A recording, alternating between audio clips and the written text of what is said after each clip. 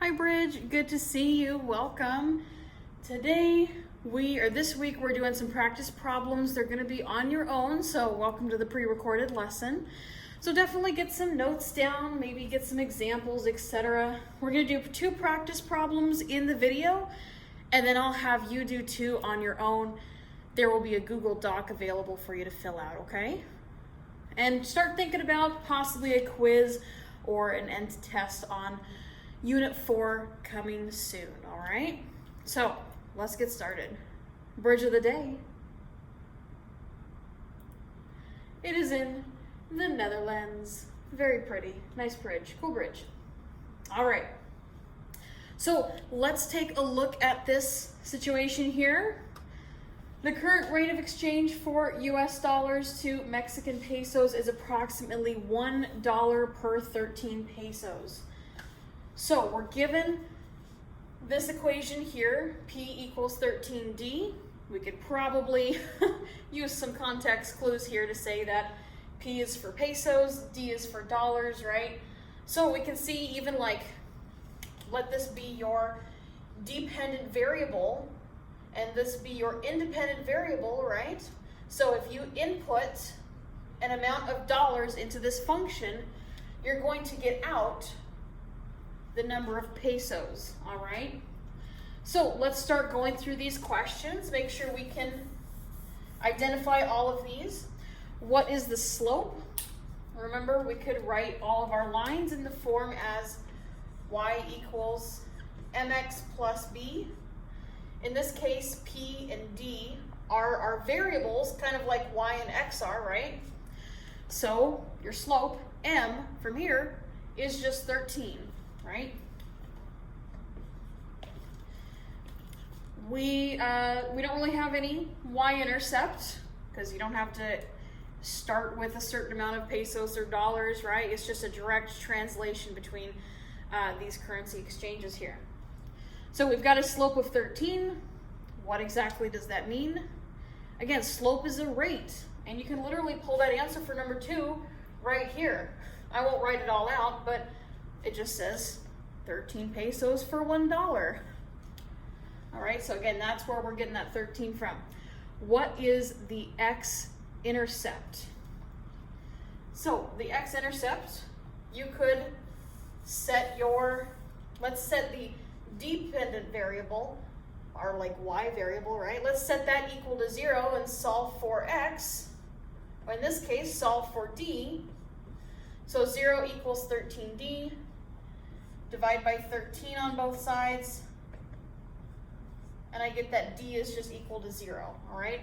So your x-intercept is at 0.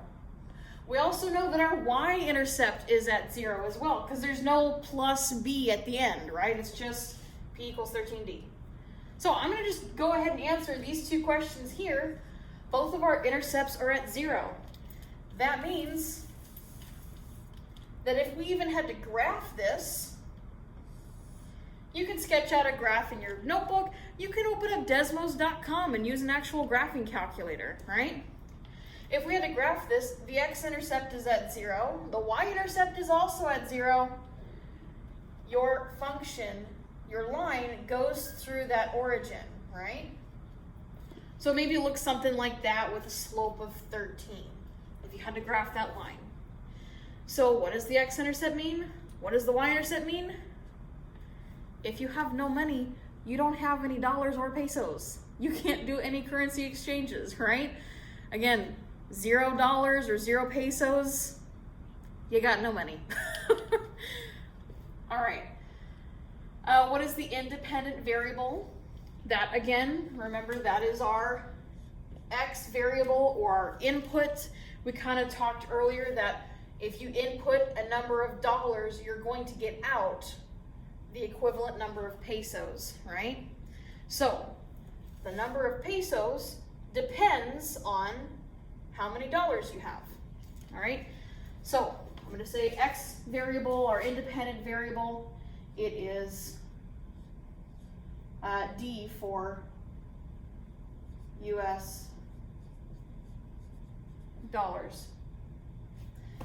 our independent, or excuse me, our dependent variable, that's like our y value, our output, right? In this case, we're getting out a number of pesos, P, which stands for pesos.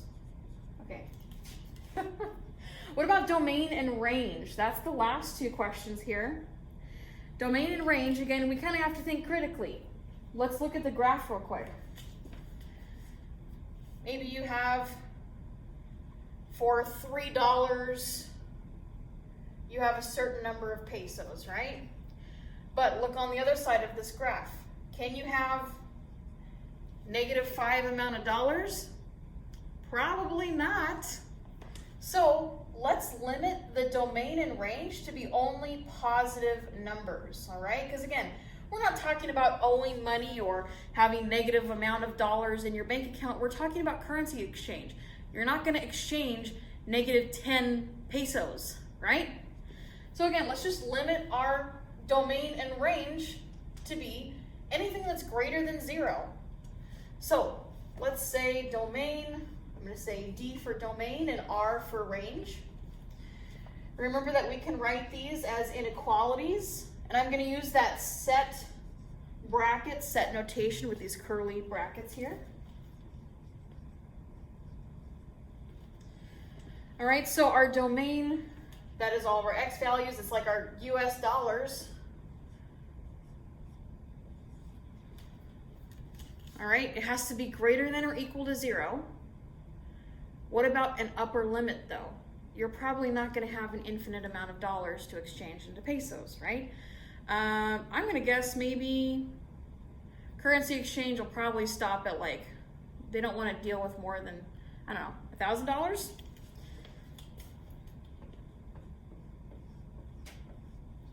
So let's just say we're going to be working with numbers from between 0 and 1,000, right? What does that look like for our range? Since we limited our domain, well, range, you could have $0, 0 pesos, right? Here,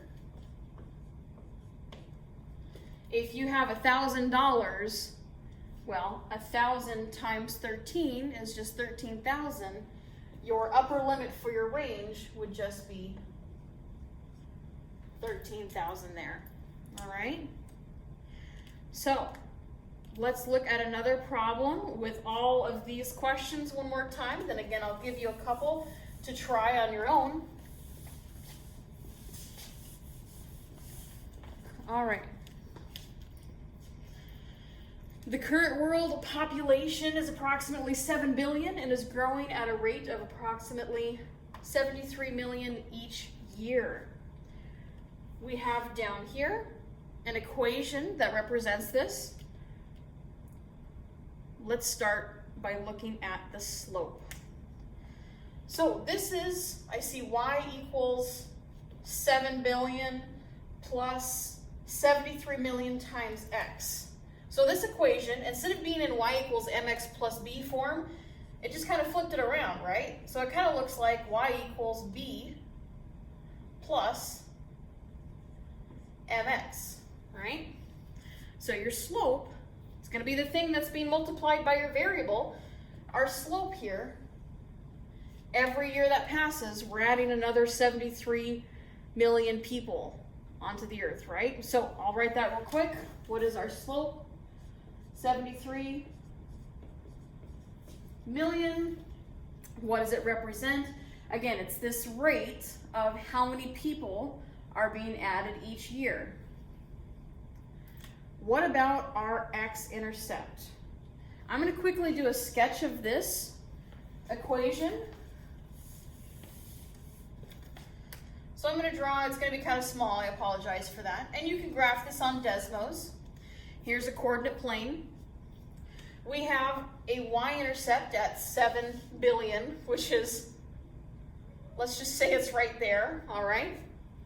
And again, every year we're adding 73 million, so we've got that slope. Maybe it looks something like this, right?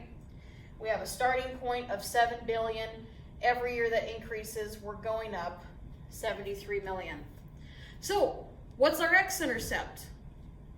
Again, you can solve for the x-intercept I'll trust that you can do that on yourself, by yourself. So set the y value equal to 0 and solve for x. You're gonna find that your x-intercept, it's a negative number, right? It's over here where on the x-axis your values are negative. So, does that make sense? Are we gonna have a negative amount of people?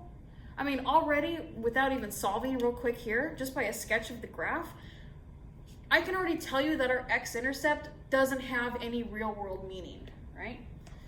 So, again, you can solve for x-intercept later. What does the x-intercept mean in this problem?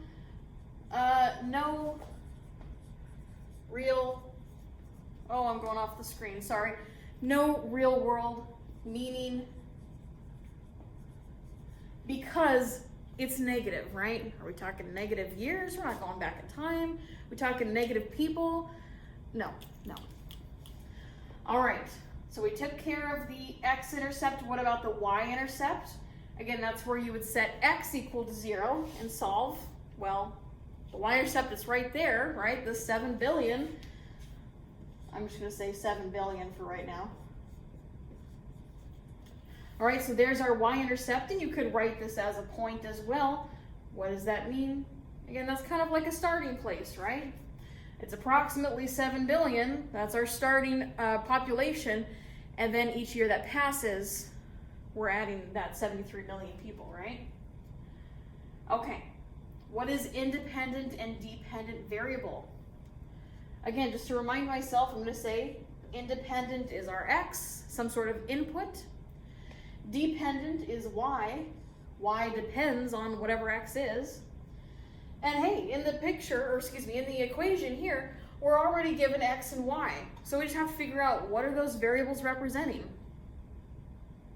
Well, you input an amount of years, multiply it by 73 million. So x is